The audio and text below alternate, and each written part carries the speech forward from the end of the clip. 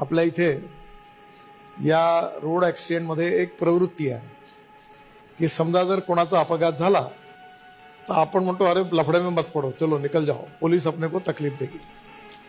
पण आता सुप्रीम कोर्टाने निर्णय केलेला आहे की रोड ॲक्सिडेंटमधल्या व्हिक्टीमला जो मदत करेल त्याला कुठल्याही प्रकारे पोलीसकडनं चौकशी होणार नाही, त्रास दिला जाणार नाही.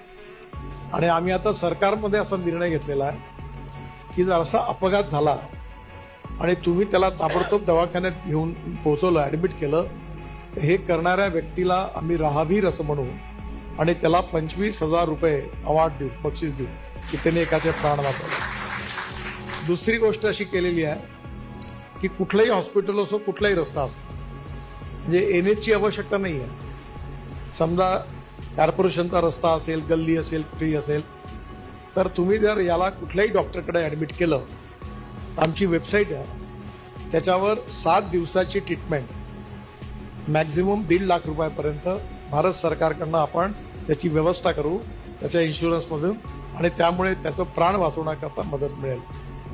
या दिल्लीच्या एम्सने असा रिपोर्ट दिलेला आहे की आपण जर अशा प्रकारे जर लोकांना मदत केली तर आपण 50,000 लोकांचे प्राण वाचवू शकतो, 50,000 लोकांचे.